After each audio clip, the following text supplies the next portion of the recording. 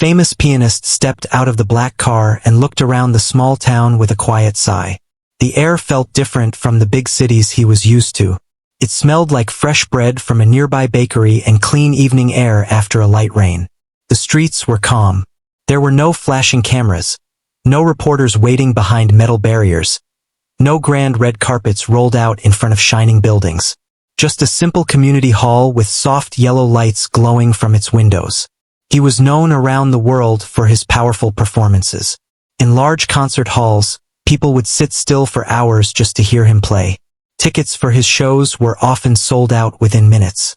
Critics praised his skill, and music students studied videos of his hands moving across the piano keys. He had worked hard for his fame, and he carried himself with the quiet confidence of someone who knew his worth. But tonight was different. He had agreed to perform at a small charity event in this quiet town. It was meant to help raise money for repairing the community center and supporting local music programs. His manager had convinced him that it would be good for his image. "It will show people your softer side," he had said. The pianist had agreed, though part of him wondered if anyone here would truly understand his level of music. Inside the hall, people were setting up chairs and arranging simple decorations. There were handmade banners hanging on the walls. A table near the entrance held homemade snacks and warm drinks. The stage was small, with an old upright piano placed in the center. It was clearly not new. The wood was slightly faded, and the keys showed signs of age. He paused when he saw it. He walked toward the piano slowly. His fingers gently touched the top of it. It was nothing like the grand instruments he usually played. In the big cities, he performed on polished grand pianos worth more than most houses. They were tuned perfectly before every show. This piano looked like it had lived many years of quiet service. "It has character," one of the organizers said with a nervous smile, noticing his expression. He gave a polite nod. "I am sure it does," he replied. Guests began arriving soon after. They were families, elderly couples, young students, and workers who had come straight from their jobs. They wore simple but neat clothes. Some looked excited. Others looked shy, as if they were unsure how to behave around someone so well known. The pianist greeted a few people with practiced kindness. He shook hands, gave short smiles, and thanked them for coming.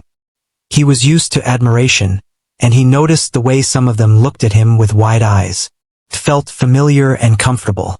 As he moved through the room, his attention drifted toward the corner near the stage.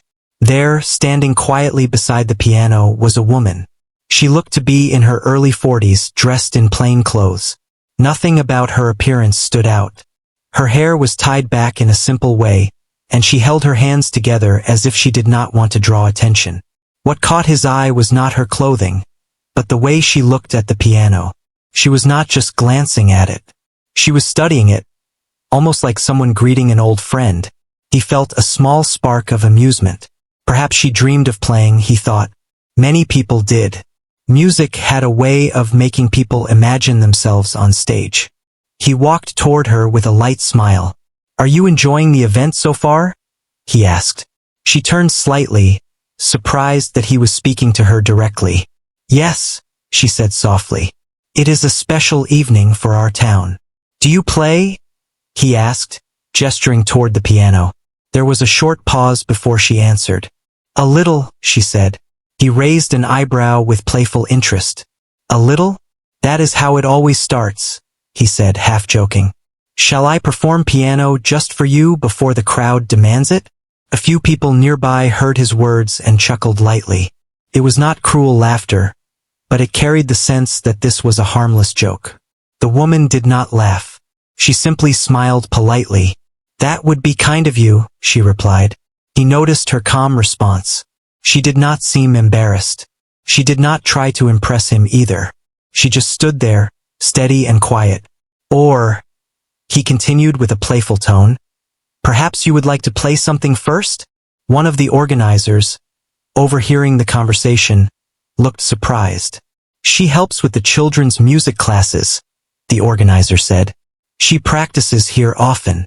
The pianist turned his attention back to her. "Is that so?" he asked. She nodded. "Only simple pieces," she said. He glanced again at the old piano. Part of him expected her to step back and refuse. Instead, she gently moved toward the bench. She did not rush. She did not seem nervous. She simply adjusted the bench slightly and placed her hands on her lap. The room was still filling with people, and soft chatter floated through the air. A few guests noticed what was happening and turned their heads. Some smiled, thinking this was part of the entertainment. He leaned casually against the side of the stage, watching. In his mind, this was a light moment before the real performance began. He felt relaxed, almost entertained by the situation. The woman took a slow breath. She touched one key softly, as if checking its sound. The note rang out, clear but gentle. She pressed another key, then another, listening closely each time. Something about the way she listened made him shift his weight slightly. She began to play a simple melody. It was not fast or flashy. There were no dramatic movements, but each note seemed carefully chosen. The sound filled the small hall in a way that felt warm and steady. A few nearby conversations slowly faded. People who had been walking paused mid-step. A child who had been whispering to a parent grew quiet. He straightened up without realizing it. Her hands moved across the keys with ease. There was no sign of strain. The old piano, which had looked tired only minutes before, seemed to wake up under her touch. The melody grew deeper, carrying emotion that did not need complicated techniques to be understood. He watched her fingers more closely now. They moved with confidence. Not the confidence of someone trying to show off, but of someone who had spent many hours alone with the instrument. The room was no longer noisy. The simple hall felt different, almost transformed. The lights seemed softer. The air felt heavier, not in a bad way, but in a way that made people stand still. He felt something unexpected inside himself. Curiosity. Who was this woman? She did not look toward him or toward the crowd. She kept her eyes on the keys, completely focused. The music was not perfect in the way critics defined perfection. There were small imperfections, tiny shifts in timing. But those small flaws made it feel alive. He had spent years chasing flawless execution. Every note placed exactly where it should be. Every movement rehearsed and refined. Yet here, in this modest hall, a simple melody was holding the entire room silent. He glanced around and saw it clearly. No one was laughing now. No one was whispering. Even those who had arrived late stood near the door, listening. The final note of the short piece lingered in the air. She lifted her hands gently from the keys and let them rest in her lap. For a moment, there was complete silence. Not the silence of confusion, the silence of being moved. He felt his earlier joke echo in his mind. It no longer sounded as clever as it had a few minutes ago. The evening had not officially begun. The main program had not started.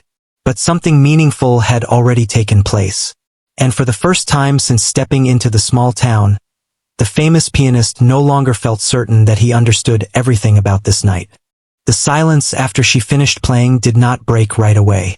It stayed in the room, soft and deep, like everyone was holding the same quiet thought. The famous pianist felt it clearly. He had heard silence before in great concert halls, but this felt different. This silence was not about fame or reputation. It was about feeling. Then someone near the back slowly began to clap. Another joined. Within seconds, the whole hall filled with warm applause. It was not loud in a dramatic way. It was steady and sincere. She stood up from the bench without any sign of pride. She gave a small nod to the audience and stepped away from the piano, almost as if she had only tested a few notes and nothing more. The pianist found himself clapping too. He had not planned to. It just happened. When the applause faded, the event organizer quickly stepped onto the stage, smiling brightly. "Well," he said with a laugh, "I think our evening has already begun in the most beautiful way." Guests returned to their seats, but the energy in the room had changed. People were whispering about her playing. A few older residents wiped their eyes quietly. A young girl in the front row stared at the woman with wide admiration. The pianist walked toward her as she moved back to her spot near the side wall. "That was unexpected," he said, his tone different now. It was softer. She looked at him calmly. "It is an old piece," she replied. "My mother used to hum it while cooking." "You learned it by ear?" he asked. "Yes," she said. "There was no sheet music at home." He studied her face for a moment. There was no sign that she was trying to impress him. She simply answered his questions as they came. "Where did you train?" he asked. She shook her head lightly. "I did not train anywhere special. I took a few lessons when I was young, but mostly I practiced alone." He felt something shift inside him. He had spent years in respected music academies, surrounded by strict teachers and endless competitions. Every achievement in his life had been measured and recorded. Yet she spoke of music like it was part of daily life, like breathing. The organizer approached them again. "We were hoping," he said carefully, looking at both of them, "that perhaps you might play something together later this evening. It would mean so much to the town." The suggestion hung in the air. The pianist would normally refuse such an unplanned idea. He liked rehearsals. He liked control. Performing without preparation was not his style. But tonight already felt different. He turned to her. "Would you be comfortable with that?" he asked. She seemed surprised. "If you wish," she said simply. He gave a short nod. "Let us see how the evening goes." As the formal program began, he took his place on stage for his scheduled performance. The audience greeted him warmly. He sat at the old upright piano, adjusting himself to its lighter keys. For a brief second, he wondered if it would respond the same way under his hands as it had under hers. He began with one of his well-known pieces. His fingers moved with precision. The notes came out clear and controlled. The audience listened with respect. Some closed their eyes. Others watched his hands closely. He played beautifully. There was no mistake, no hesitation. But halfway through, he became aware of something unusual. His mind was not fully inside the music. A part of him was thinking about the melody she had played earlier, about the simple way she had touched the keys, about the warmth that had filled the room without effort. When he finished, the applause was loud and appreciative. He stood and bowed politely, yet he could tell the atmosphere was different from his usual concerts. The people here were not impressed by speed or complexity. They were moved by connection. After a short intermission, the organizer returned to the stage. "We have a small surprise," he announced. "Tonight, we are lucky to have not just one gifted musician, but two." The audience turned their heads toward her. She looked slightly startled but not afraid. The pianist walked toward the piano again and gestured gently for her to join him. She stepped onto the stage slowly. There was no dramatic entrance, no spotlight change, just two people standing beside an old piano. "What shall we play?" he asked quietly. She thought for a moment. "Do you know the old folk song about the river?" she asked. He nodded. "Of course." "Then let us begin there," she said. They sat side by side on the small bench. It was a little crowded, and their elbows almost touched. He could sense her steady breathing. She did not look nervous. He started with a gentle introduction, keeping it simple. She joined softly, following his rhythm. For a few seconds it felt careful, like two strangers learning how to walk together. Then something natural happened. Their timing began to match. Her left hand filled the spaces between his notes. His right hand lifted the melody slightly higher while hers grounded it. There was no competition, no attempt to outshine. The audience leaned forward. He felt it clearly now.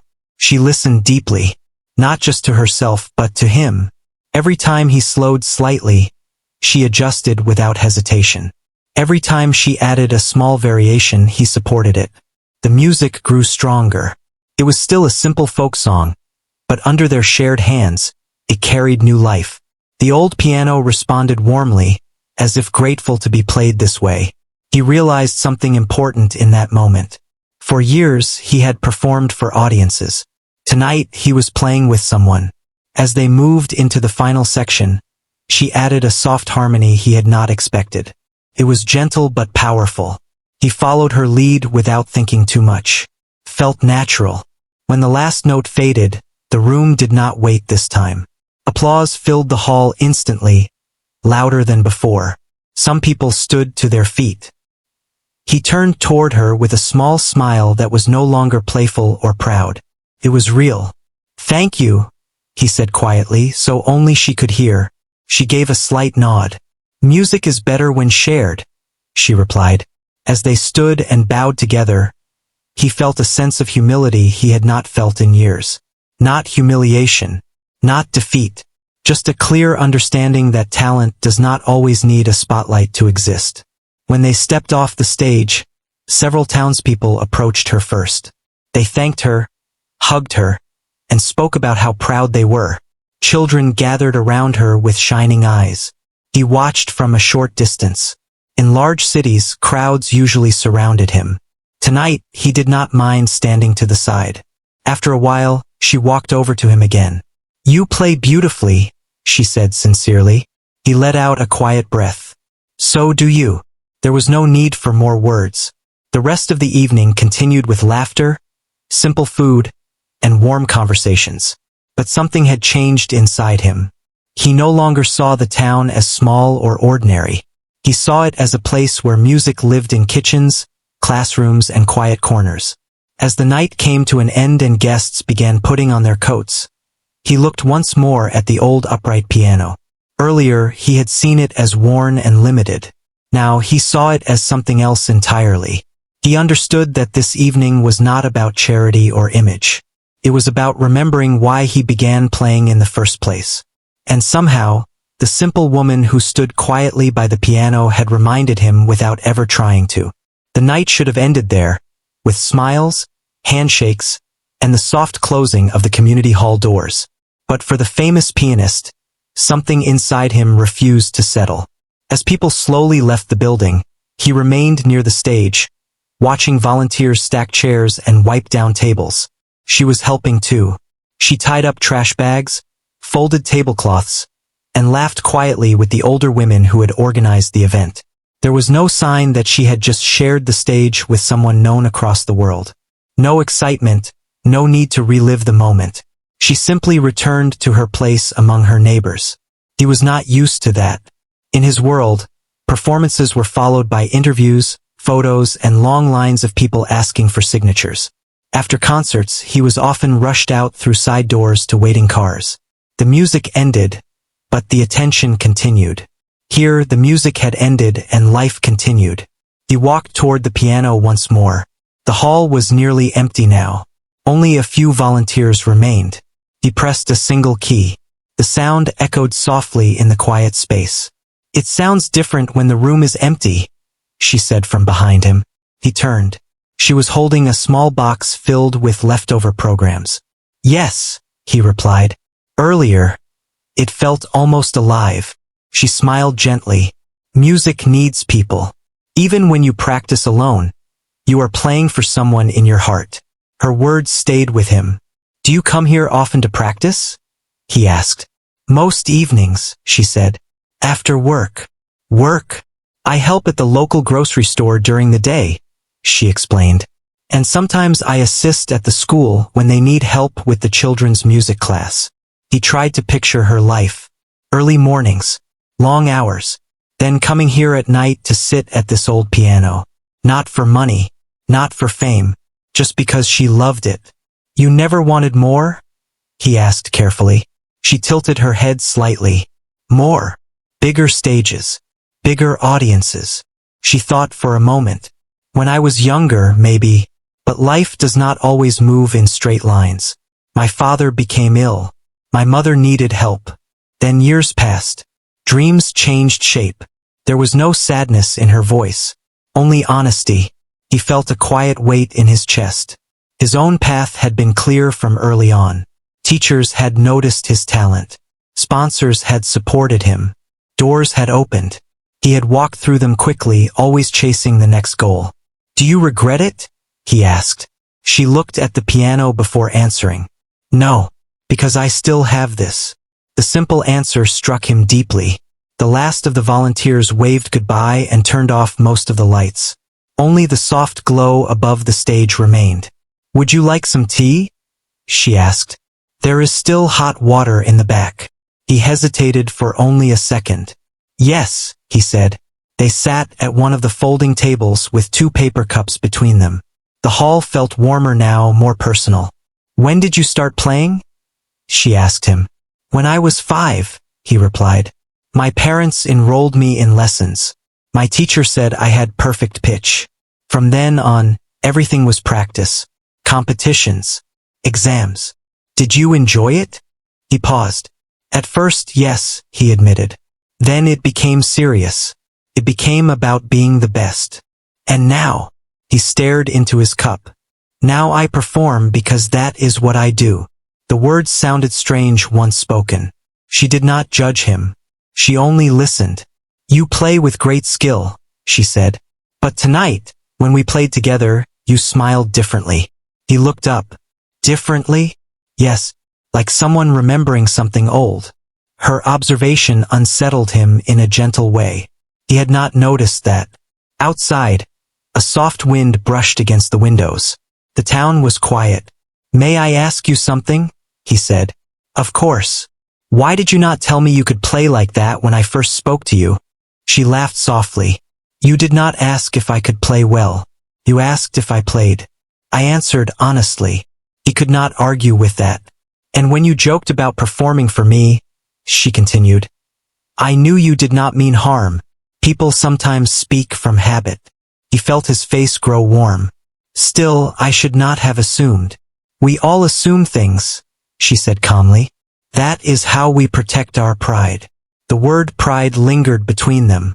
He thought about the many years he had built his reputation. Pride had helped him survive difficult competitions and harsh critics. But tonight, pride had nearly kept him from listening. Will you return to the city tomorrow? She asked. Yes, early in the morning. I have rehearsals next week. Then this town will feel quiet again, she said with a small smile. He looked around the hall. It already felt different from when he had first entered. Less small, less simple. May I come tomorrow evening before I leave? He asked suddenly. She seemed surprised. For what? To play again. Without an audience. Just to listen. She considered his request, then nodded. The hall will be open. The next evening he returned without a driver or manager. He walked through the town streets alone. A few people recognized him and waved politely, but there was no crowd. When he entered the hall, she was already there, seated at the piano. The room was empty except for the 2 of them. You came, she said. I said I would, he replied. He sat beside her, and this time there was no stage light, no expectation. Only quiet. Play something you love, she suggested. He began slowly. Not one of his famous pieces. Not something designed to impress. He chose a melody he had learned as a child, one he had not played in years. At first, his fingers felt stiff, as if unsure. But as the notes continued, memories returned. Small practice rooms. His mother listening from the kitchen. The feeling of discovering a new chord for the first time. He felt his shoulders relax. When he finished, he noticed she was smiling. That, she said softly, is why you became a musician. He did not answer. He did not need to.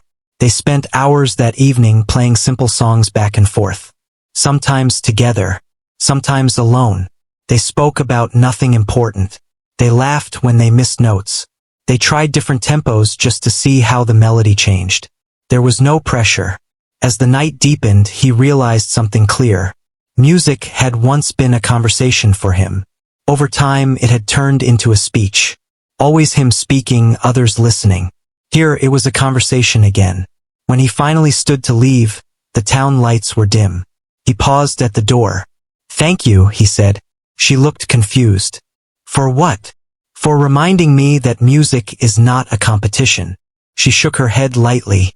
You did not forget. You only became busy. He stepped outside into the cool air. The world beyond this town still waited for him. Concert halls, critics, applause. But something inside him had shifted. For the first time in many years, he was not thinking about his next big performance. He was thinking about a quiet hall, an old upright piano, and the simple joy of 2 people sharing sound without fear. And he knew this was only the beginning of something he did not yet fully understand. When he returned to the city, the noise felt louder than before. Cars moved quickly. People rushed across sidewalks with phones pressed to their ears. Tall buildings reflected the morning sun in sharp lines. It was the world he knew well, yet something inside him felt slightly out of place. His manager greeted him with a firm handshake and a long list of upcoming events. There were rehearsals, interviews, travel plans, and meetings with sponsors. Everything was organized down to the minute. Normally, this structure gave him comfort. It made him feel important and needed. But now, as he listened, part of his mind drifted back to the small town, to the quiet hall, to the old upright piano that did not shine but still carried warmth in its sound. "Are you listening?" his manager asked. "Yes," he replied quickly, straightening his posture. He went through the rehearsals as expected. The grand piano on the main stage responded perfectly to his touch. The sound was powerful, clear, and polished. Technically, everything was flawless. Yet something felt missing. During a short break, he sat alone on the edge of the stage. The large concert hall was empty except for a few workers adjusting lights above. He pressed a soft chord on the grand piano. The sound traveled beautifully across the space. But it did not feel personal. That evening, instead of attending a private dinner arranged in his honor, he went home early. His apartment overlooked the city skyline.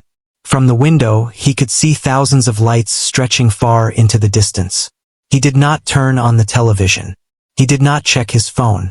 Instead, he sat at the small piano in his living room. It was a high-quality instrument, but he rarely played it for himself. It was mostly used to prepare for performances. He began playing the simple folk song about the river, the same one they had played together. The melody filled his apartment quietly. Without the pressure of an audience, his hands moved more freely. He allowed small pauses between phrases. He let certain notes ring longer than usual. For the first time in a long while, he felt calm. Over the next few days, he found himself changing small habits. During rehearsals, he listened more closely to the orchestra members. He asked for their opinions. When a young violinist suggested a softer entrance in one section, he agreed instead of insisting on his original plan. The musicians noticed. "You seem different," one of them said gently after practice. "Different how?" he asked. "More open," the musician replied. He did not explain the reason. He simply smiled. A week later, he had a major performance in one of the largest concert halls in the country. The event had been sold out for months. Important guests would be in attendance. Critics were expected to write detailed reviews. Backstage, he adjusted his jacket and took a slow breath. He had stood in this position many times before. Normally, his focus would be sharp and intense, like preparing for a competition. Tonight, he felt steady instead of tense.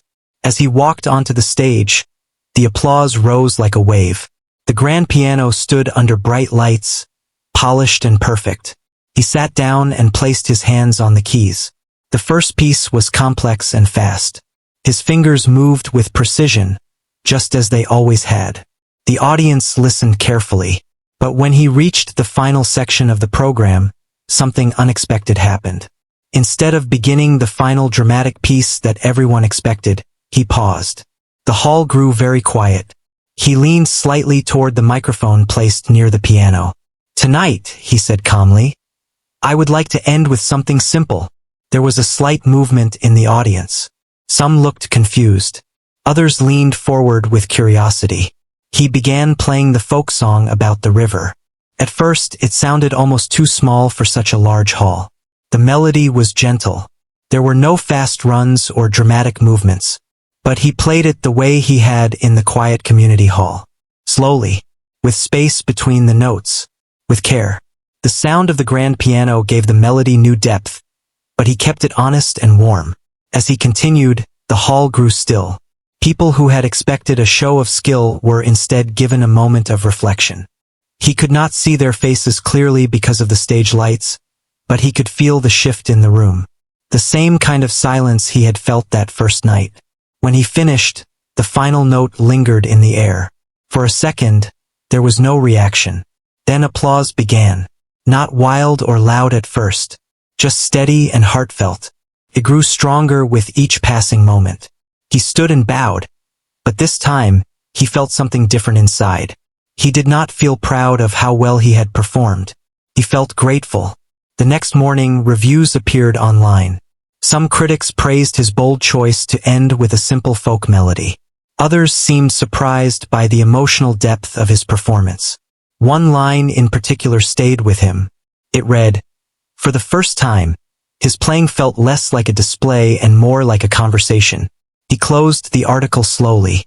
A few days later, he received a message from the event organizer in the small town.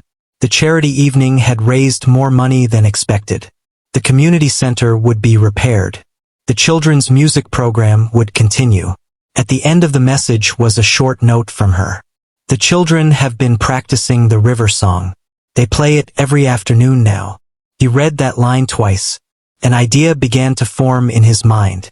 He contacted his manager and asked to schedule a free public workshop in the small town the following month. His manager was surprised. "It is not part of the tour," he said. "Add it," the pianist replied calmly. When he returned to the town weeks later, there was no red carpet waiting. Only a small group of children standing outside the community hall, holding handmade signs that said welcome. She stood near the door, smiling the same quiet smile. Inside, the old upright piano had been cleaned and polished as much as possible. It still showed its age, but it looked cared for. The workshop was simple. He sat with the children around the piano and asked them why they liked music. Some said it made them happy. Others said it helped them when they felt sad. He listened carefully. Then he asked her to sit beside him again. Together, they played the river song once more. This time, the children joined by clapping softly along with the rhythm. He looked at their faces. They were not thinking about fame or critics. They were just enjoying the sound. At that moment, he understood something clearly. Success had given him a voice heard around the world. But connection gave that voice meaning. After the workshop, as the children ran outside laughing, he stayed behind for a moment. "You changed something," she said quietly. He shook his head. "No. You reminded me of something I already had." She looked at the old piano. "It is not about where you play," she said. "It is about why." He nodded slowly. As he left the town once again, he did not feel divided between two worlds anymore. The grand stages and the small hall no longer seemed so far apart. He carried both with him now. And each time he touched a piano, whether in a shining concert hall or a quiet room with worn wooden floors, he remembered that night when a simple melody had filled a small space and quietly changed his heart. Months passed, but the small town never truly left his thoughts. His schedule remained full. He traveled from one country to another, performing in grand halls with perfect lighting and carefully tuned instruments. Audiences still filled the seats. Applause still followed every final note. On the outside, nothing had changed, but inside, everything had. He began choosing pieces differently. Instead of selecting music only for its difficulty or dramatic effect, he looked for pieces that carried feeling. He searched for melodies that told quiet stories. Some people noticed. Letters arrived from listeners saying his recent performances felt warmer, more human. One evening, after a long concert, he sat alone in his dressing room. A bouquet of flowers rested on the table beside him. Applause still echoed faintly in his ears, but he did not rush to leave. He picked up his phone and looked at an old photo someone from the town had sent him weeks ago. It showed the children gathered around the upright piano, their faces bright with joy. He smiled. A thought had been growing slowly in his mind for weeks. That night it became clear. The next morning he called the organizer from the town. "I have an idea," he said. They spoke for almost an hour. When the call ended, plans were already beginning to form. He wanted to do something more than just visit. He wanted to build something lasting. Over the next few months, he quietly arranged for several new instruments to be donated to the community center. Not only pianos, but also violins, guitars, and small percussion instruments for children. He asked that his name not be placed on any large sign. He did not want it to feel like a gift from a famous person. He wanted it to feel like an opportunity for the town. When the instruments arrived, excitement spread quickly. Parents gathered in the hall. Children touched the polished surfaces carefully, as if they were holding something fragile and magical. She stood near the doorway, watching it all with bright eyes. When he returned for the small celebration they organized, there were no reporters, no cameras, only neighbors and families who wanted to say thank you. "You did not have to do this," she said quietly when they stood beside the new piano. "I know," he replied. "That is why I wanted to." The celebration was simple. A few speeches, some homemade food, laughter filling the hall. But the most meaningful moment came when the children performed a short piece they had been practicing together. They were not perfect. Some played slightly out of tune. One child missed a few notes and blushed deeply, but they kept going. They listened to each other. They smiled. He felt something strong in his chest as he watched. When they finished, the applause was loud and proud. Later that evening, after most people had left, he and she sat at the old upright piano again. It was still there, even with the new instruments shining nearby. "You kept this one," he said, touching the worn wood gently. "Of course," she replied. "It has history." He nodded. "So do we." They began to play softly just like before. No stage lights, no audience, only quiet understanding. After a while, she stopped and looked at him carefully. "You seem lighter," she said. "I feel lighter," he admitted. "Why?" He thought for a moment before answering. "Because I no longer feel like I have to prove anything," he said. "For years, every performance felt like a test. Like I had to show the world I was still worthy of the title they gave me. And now I just want to play honestly." She smiled. "That is all music ever asks." He looked around the hall. The new instruments rested along the walls. The old piano stood in its usual place. The wooden floor carried small marks from years of use. "Do you ever wonder what would have happened if you had chosen a different path?" he asked her. She considered the question. "Sometimes," she admitted. "But then I look at the children. I see how their eyes light up when they learn something new. I hear them practicing after school instead of wandering the streets. And I think maybe this was the right path after all." Her words stayed with him long after he returned to the city. Soon, an idea formed that felt bigger than both of them. He began organizing a special concert tour unlike any he had done before. Instead of performing only in major cities, he included smaller towns on the schedule.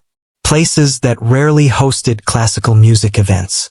Places where children might never have seen a live performance up close. His manager was unsure at first. "It will not bring in the same income," he warned. "It is not about income," he replied calmly. The tour began quietly but quickly gained attention. Audiences in small towns were surprised and grateful. Families filled local halls. Some children heard live piano music for the first time in their lives. At each stop, he invited local musicians to join him for one piece. Not professionals, teachers, students, community players. The performances were not always flawless, but they were real. Word began to spread.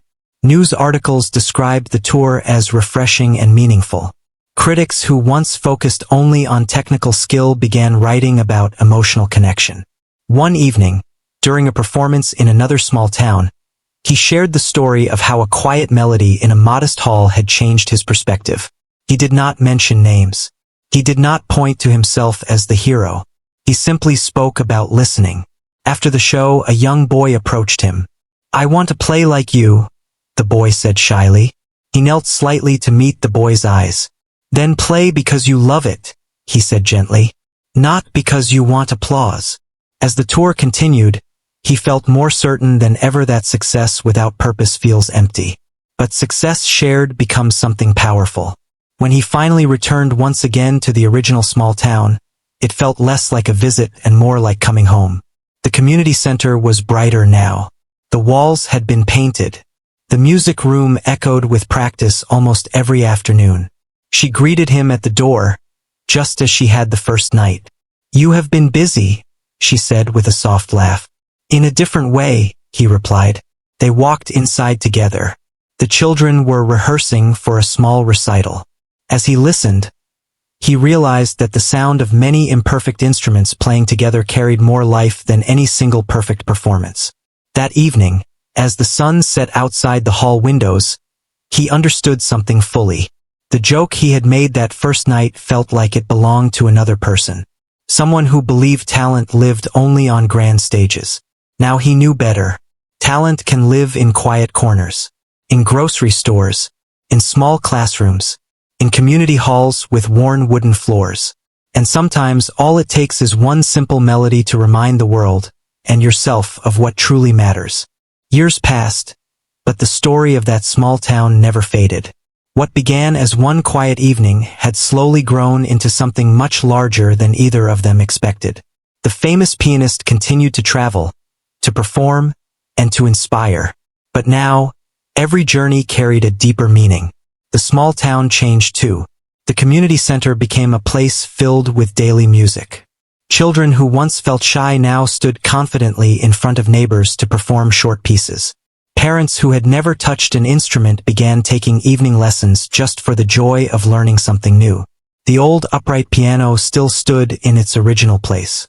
Even though new instruments had arrived, no one suggested removing it. It had become a symbol, not of age or wear, but of beginnings. One autumn afternoon, the town prepared for a special event. It had been several years since that first night. The community decided to celebrate the anniversary of the music program. Word spread that the famous pianist would return once more. But this time the event felt different. There were no posters announcing a world-class performer. Instead, simple flyers read, "An evening of shared music." The focus was not on one person. It was on everyone. When he arrived, he walked through the streets without any formal welcome. Some shop owners waved. A few older residents greeted him warmly. Children ran ahead toward the hall, excited for the evening. Inside, the stage looked almost the same as it had years ago. The wooden floor had been polished. Fresh flowers stood near the piano. But the heart of the room remained simple. She was already there, arranging chairs for the audience. Her hair showed a few more lines of silver now, but her calm presence had not changed. "You always come early," he said gently. "So do you," she replied with a smile. They stood for a moment, looking at the hall filling slowly with neighbors and families. "Do you remember the first night?" he asked. "You mean when you offered to perform for me?" she said playfully. He laughed softly. "Yes, that night. I remember," she said. "You looked very sure of yourself." "I was," he admitted. "But I did not understand everything yet." She placed a hand lightly on the old piano. "None of us understand everything at the beginning." As the evening began, there was no grand introduction. A group of children opened the program with a simple piece they had practiced together. Their hands trembled slightly, but their smiles were wide. He sat in the front row, clapping loudly for them. Next, a teenage girl performed a short solo. She had started lessons the year after the new instruments arrived. Now she played with quiet confidence, her eyes focused and steady. The room felt alive with encouragement. Neighbors cheered for one another. Parents recorded small videos on their phones. Laughter mixed with music. Finally, near the end of the program, the organizer stepped forward. "Tonight," he said warmly, "we celebrate how far we have come, and we thank two people who helped us begin." The audience turned toward the stage as he invited both of them to sit at the piano once more. They did not need to discuss what to play. They both knew. The river song. They sat side by side, just as they had years before. The bench felt smaller now, or maybe they were simply more aware of time passing. He began softly, leaving space between the first few notes. She joined gently, her hands steady and sure. The melody flowed through the hall, familiar and warm. But it carried new layers now. Years of shared growth. Years of teaching and learning. Years of remembering why music matters. As they played, he glanced briefly at the audience. He saw faces of all ages listening closely. Some had been there that first night. Others were hearing this melody for the first time. He felt no need to impress anyone. He only wanted to be present. When the final note faded, the silence returned once again. The same deep, meaningful silence from years ago. Then applause rose, stronger than ever. But this time he did not feel like the center of it. He felt part of it. After the event, people stayed longer than usual. Conversations filled every corner of the hall. Children ran between chairs, laughing. Someone brought out homemade desserts. He stepped outside for a moment to breathe in the cool evening air. The sky was clear, filled with quiet stars. She joined him near the entrance. "You could have chosen any path," she said thoughtfully.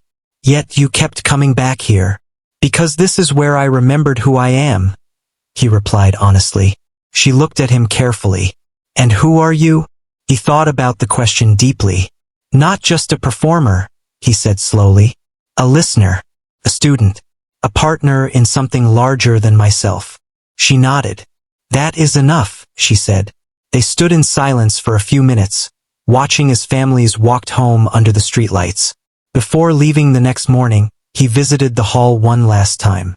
It was empty and quiet. Sunlight streamed through the windows, touching the old upright piano gently. He sat down and pressed a single key. The sound was soft but clear. He realized then that the true change had not been in his career, his schedule, or even his performances. The true change had been in his heart. He had once believed that greatness meant standing above others, shining alone on the brightest stage. Now he understood that real greatness often grows in shared spaces, in simple rooms, in moments when no one is trying to win. As he closed the lid of the piano and walked toward the door, he felt peaceful. His journey would continue. There would be more concerts, more travel, more applause. But no matter where he played, a part of him would always carry the memory of a quiet woman standing beside an old piano, listening carefully before touching the keys. And every time he sat at a piano, whether in a grand hall or a small classroom, he would remember the lesson that changed everything. Music is not about who plays the loudest. It is about who listens the deepest. That simple truth had muted his pride, softened his heart, and opened a new path he had never planned to walk. And in that quiet understanding, he found something far more valuable than fame. He found purpose.